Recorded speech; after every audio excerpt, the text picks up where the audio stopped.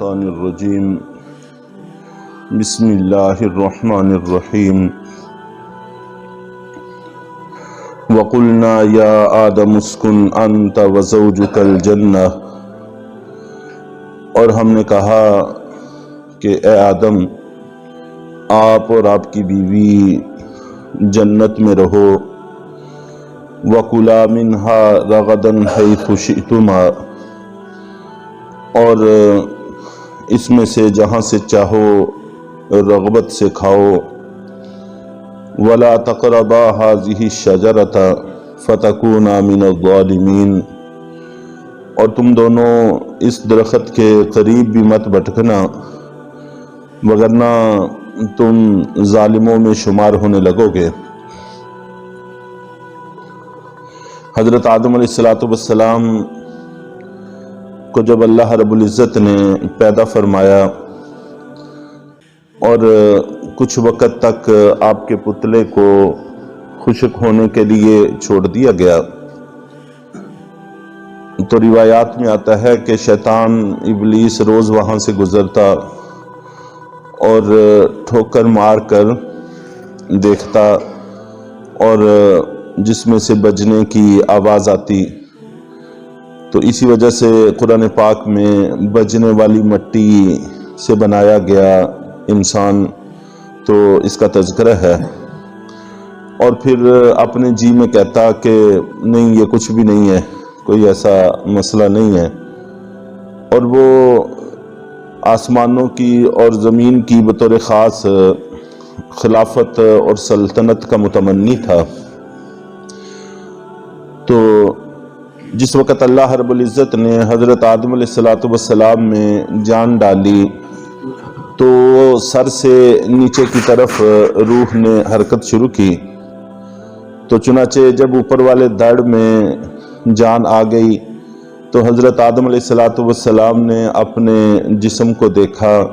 تو حضرت آدم علیہ السلام کو بھی بھلا لگا، اچھا لگا، اور ظاہر ہے کہ اچھا لگنا بھی چاہیے تھا۔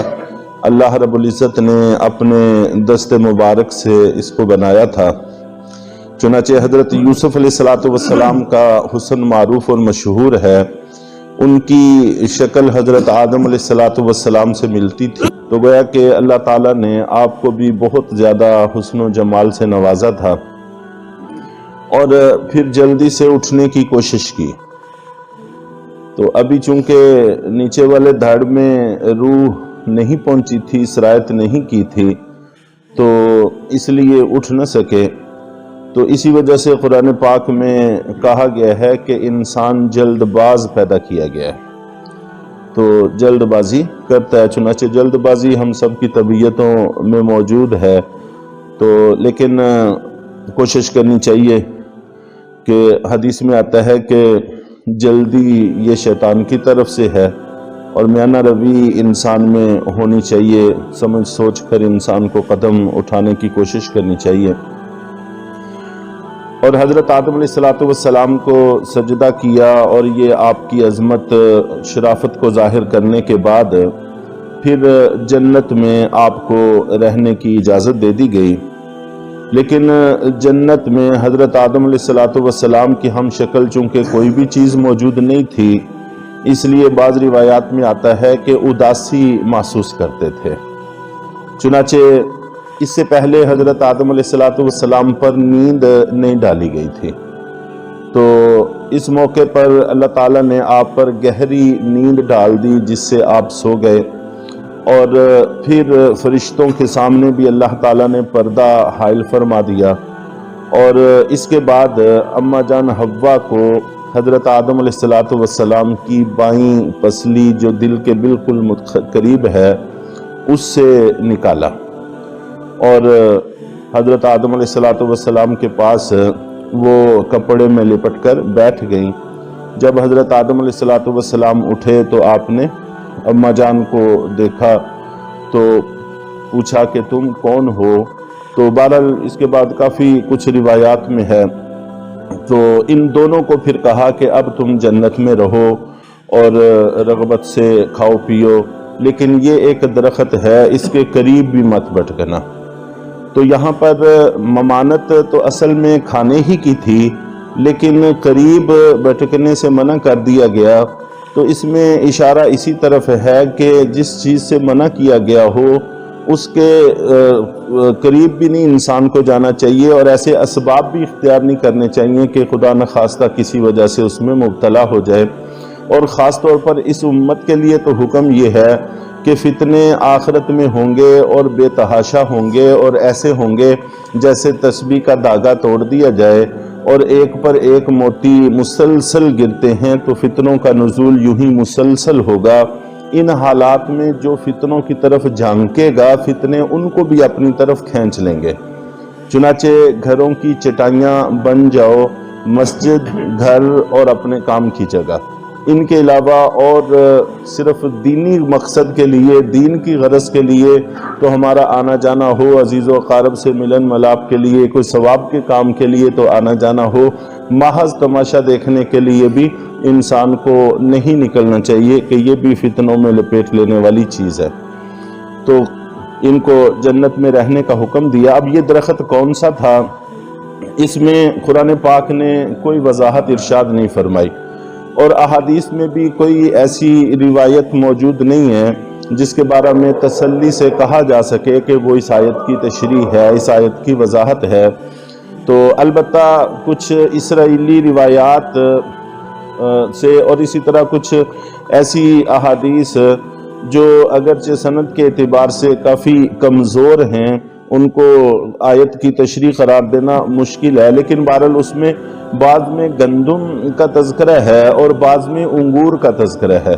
اور اگر انگور ہو تو یہ حضرت آدم علیہ السلام کے لیے بھی آزمائش بنی، اور اب تک ہمارے لیے بھی یہ آزمائش ہے جو خمر جس سے منع کیا گیا۔ ہم تو چونکہ اردو بولتے ہیں،